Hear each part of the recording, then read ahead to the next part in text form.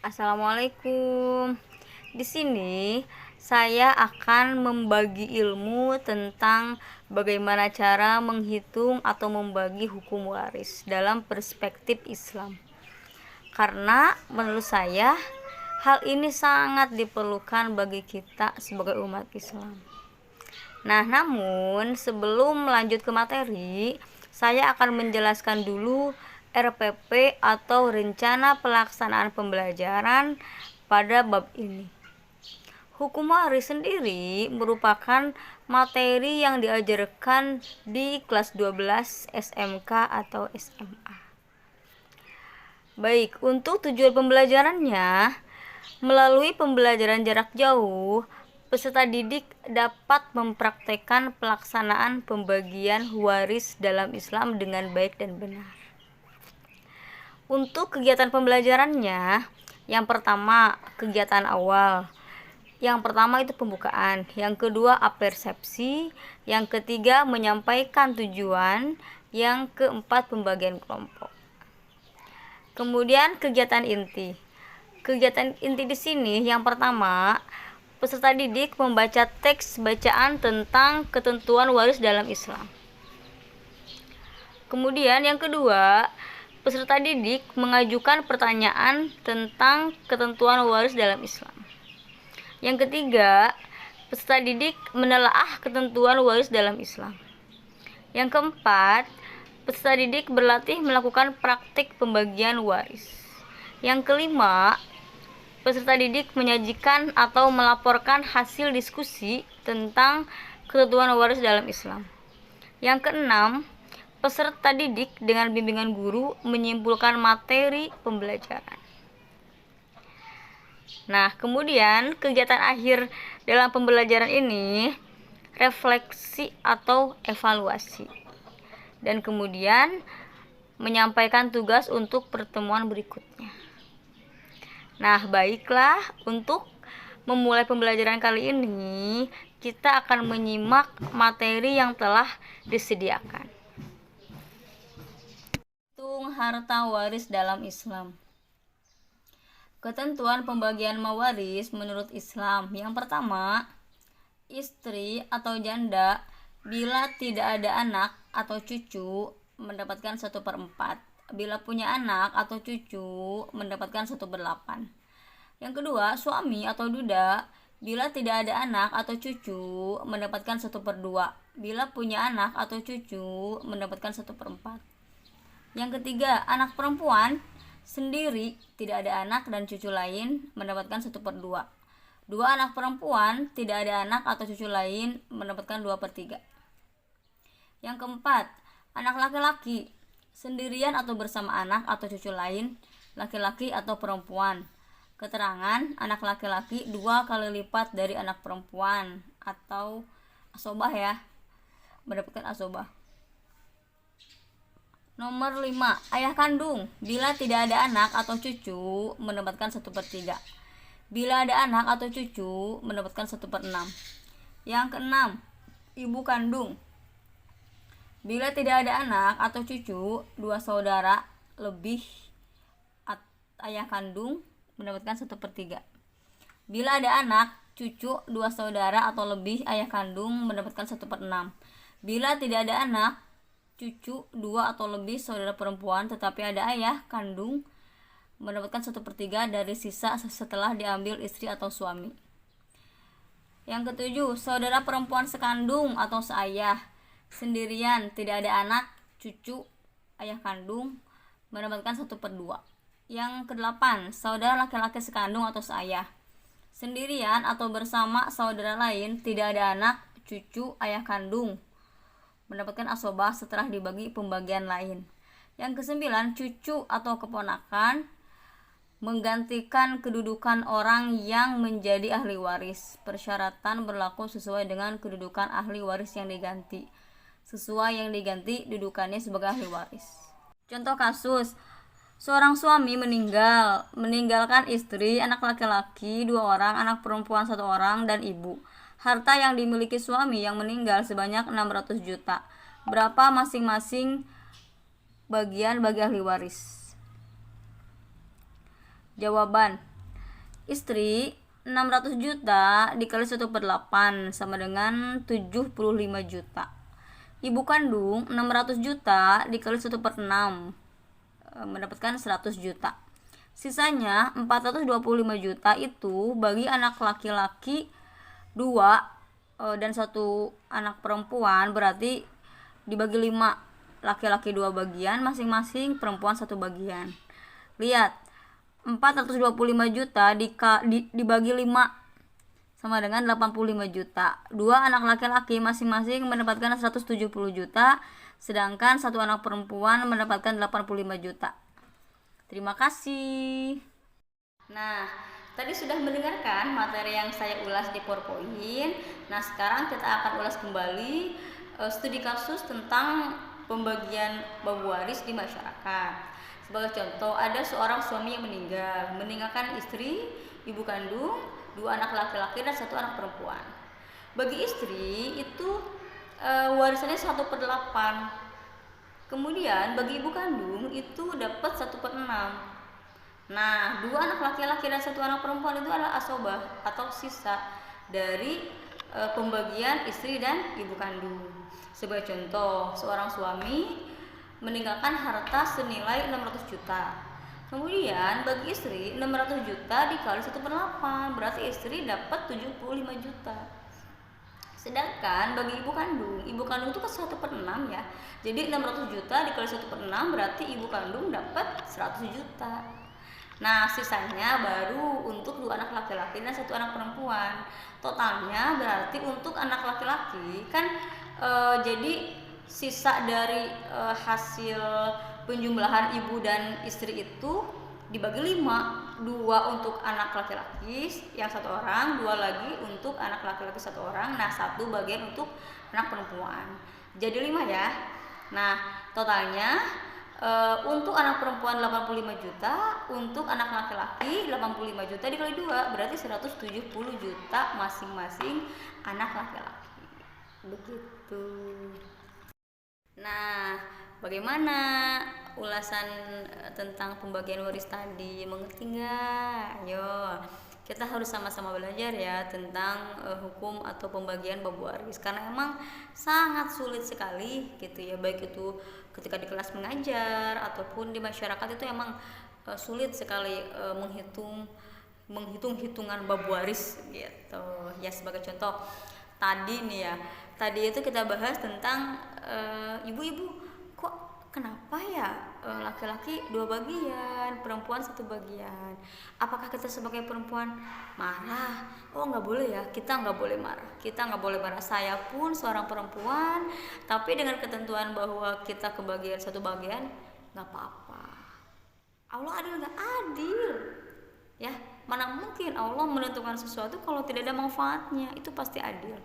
Kita harus yakin itu adil ya, karena emang ya kan kita punya suami ya, suami pun ketika dapat warisan dapat 2, ditambah kita 1 jadi 3. Oh, saudara kita laki-laki dapat 2, punya istri dapat bagian 1 jadi 3, kan sama-sama dapat 3 bagian sebetulnya ya. Jadi ketika kita mendapatkan laki-laki 2 bagian, perempuan 1 bagian, itu sudah ketentuan dari Allah, kita harus menerimanya ya. Baik, nah sekarang kita lanjut ke pembahasan bab waris selanjutnya, yaitu tentang nih ada kasus ya, seorang suami meninggal, kemudian meninggalkan istri 1, kemudian ada anak perempuan 2, tapi tidak punya anak laki-laki gitu. Sedangkan suami masih punya saudara laki-laki. Nah, berarti di sini asobahnya ke siapa? Ada saudara laki-laki ayah, berarti paman kita ya. Paman kita, kalau kita nggak punya saudara laki-laki, berarti paman kita dapat warisan dari ayah kita gitu.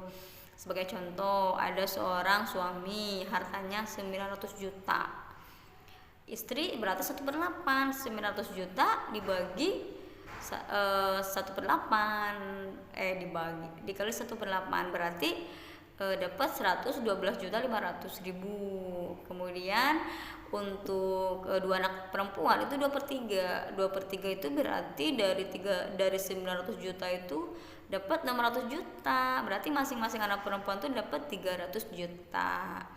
Nah, paman itu berapa, Bu? Paman. Oh, paman itu berarti asobah, berarti 900 juta dikurangi bagian istri, dikurangi bagian dua anak perempuan, berarti totalnya 187.500.000 itu bagi paman. Ya, paman kita pun dapat warisan kalau tidak punya anak laki-laki, karena emang paman itu sebagai pengganti dari ayah atau dari suami ya, dari suami atau ayah dari dua anak perempuan tadi gitu. Bagaimana jika dua anak perempuan tadi mau menikah ya, sedangkan ayahnya sudah meninggal? Siapa walinya? Walinya itu adalah pamannya gitu. Maka dari itu di sini paman mendapatkan harta warisan. Ibu-ibu, bagaimana kondisi di lapangan? Kalau di lapangan sih sebetulnya alhamdulillah sudah dijalankan. Sekalipun ada kasus ya, 1000 dari satu dari 1000 ya, kasusnya itu mungkin ada aja sih, mungkin ya, mungkin, tapi ini mungkin ya karena saya belum mendapatkan kejadian itu. Mungkin ketika ada orang mendengar, oh pamannya nggak dapet padahal nggak punya anak laki-laki, ya itu mungkin cuma kasus dari satu dari 1000 gitu ya, dan itu jangan dijadikan patokan gitu ya. Itu adalah tentang pewaris, dimana seorang suami tidak memiliki anak laki-laki, berarti paman mendapatkan warisan dari kakaknya, berarti ya dari ayah kita gitu, karena paman lah yang akan menjadi wali kita. Ketentuannya seperti itu, dari ketentuan dari Allah memang seperti itu ya. Nah, bagaimana dengan pembagian warisan tadi? Mengerti kan? Kita harus banyak belajar ya, kita harus banyak belajar tentang mewaris, karena semakin banyak studi kasus yang kita pelajari, yang kita bahas, itu akan memudahkan otak kita untuk selalu mengingat, untuk selalu paham tentang bab waris gitu. Nah, sekarang akan kita bahas lagi ya. Mau kita bahas lagi tentang bab waris? Jangan bosan-bosan ya, jangan bosan-bosan mendengarkan tentang pembagian bab waris. Ya, namanya ya gimana ya, emang agak sulit sih, cuman kalau kita banyak mempelajarinya nanti akan mudah sendiri gitu, dan akan senang sendiri. Oh senang ya, ya senang, kayak kalau kita udah bisa nanti akan senang sendiri gitu ya. Oke, sekarang saya ada kasus lagi nih ya, ada studi kasus lagi. Nah, sekarang kita akan menampilkan cucu.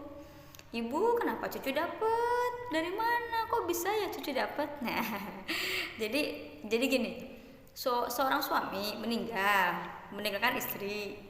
Kemudian ada dua anak perempuan, ada satu cucu laki-laki. Kok cucu laki-laki dapat? Kok bisa sih? Ya. Nah, itu kasusnya. Jadi dulu si suami istri itu sebetulnya punya anak laki-laki. Suami istri dulunya itu punya anak laki-laki satu, dua anak perempuan. Cuman anak laki-lakinya itu udah duluan meninggal gitu. Jadi udah duluan meninggal, anak laki-lakinya punya cucu atau punya anak laki-laki, atau dalam arti kata lain punya cucu ya. Yang laki-laki yang sekarang meninggal tuh punya cucu satu, yang laki-laki itu berarti cucunya dapet itu teh ya. Ya sesuai dengan aturan emang seperti itu gitu ya. Jangan sampai kita sebagai anak perempuan, anak si kakak mau dapet, masih kecil, masih bayi dapet gitu. Jangan sampai seperti itu ya, karena emang aturannya seperti itu. Bagaimana pembagiannya? Nih sebagai contoh ya, jangan banyak-banyak lah sekarang mah. Sebagai contoh ya, hartanya cuma 300 juta ya, 300 juta. Kemudian untuk istri berapa? 1/8 ya. Ingat ya, istri itu 1/8 karena istri punya anak. Kecuali kalau istri nggak punya anak ya, kalau istri nggak punya anak berarti dapat 1/4 biasanya. Gitu ya. Nah, istri punya anak berarti dapat 1/8. Kalau 300 juta dari 1/8 itu kan berarti istri dapat 37.500.000. Kemudian dua anak perempuan dapat berapa? Dapat 2/3 2/3. Nah, berapa sih 2/3 dari 300 juta? Nah, 2/3 itu berarti 200 juta. Berarti masing-masing dua anak perempuan tuh dapat 100 juta. Sisanya berapa? Berarti itu untuk cucu laki-laki itu asoba. Berarti dari 300 juta dikurangi ibu dapat 37.500.000, dikurangi dua anak perempuan dapat 200 juta. Kemudian sisanya berapa? Sisanya untuk cucu anak laki-laki itu berarti 62.500.000. Nah, gitu pembagiannya. Mudah kan? Ya, kita dari hal termudah dulu aja lah belajarnya ya. Kalau baru awal-awal belajar udah materi yang rumit, punya ini, nanti anak-anak belajarnya nggak mau gitu. Maka dari itu kita harus memberikan contoh yang mudah-mudah dulu kepada anak-anak didik kita ya. Nah, itu aja kali ya yang dapat saya sampaikan. Nggak banyak dan biasa aja juga ya dalam tahap belajar. Mudah-mudahan kedepannya dalam memberikan materi kepada anak-anak kita selalu semangat, kemudian memberikan pemahaman yang bagus, yang lengkap kepada anak-anak, supaya anak-anak kita di sekolah itu memahami bab waris. Karena tidak dipungkiri ketika survei ya, nanya ke anak-anak itu, kalau dalam ulangan pun, ibu bab warisnya susah, ibu susah, ngitung-ngitungnya kok nggak ada jawabannya gitu ya. Karena mungkin ya diawali dengan ketakutan gitu, padahal kalau kita mempelajarinya sedikit-sedikit dengan materi yang agak mudah, dengan bahasa yang mudah, dengan contoh-contoh studi kasus yang mudah, insya Allah itu akan memberikan pemahaman yang bagus kepada anak-anak kita, sehingga anak-anak kita bisa lebih paham tentang bab waris. Nah, itu aja kali ya yang dapat saya sampaikan. Saya kemarin diklat PJJ daring itu alhamdulillah dari Senin, Selasa, Rabu, Kamis, Jumat penutupan itu alhamdulillah memberikan manfaat yang sangat banyak sekali, dan senang ya karena kita belajarnya pakai Zoom meeting interaktif, tanya jawab walaupun berpacu dengan sinyal tapi alhamdulillah berjalan dengan lancar. Tugas-tugasnya juga alhamdulillah dikerjakan. Nah, sekarang adalah tugas yang terakhir, membuat video ya tentang pembelajaran. Hanya saja emang dengan keterbatasan saya hanya bisa memberikan yang ya segini adanya, sekemampuan saya. Harap dimaklumi karena emang dengan keadaan paciwuh gitu ya, dengan 3 anak jadi ya beginilah.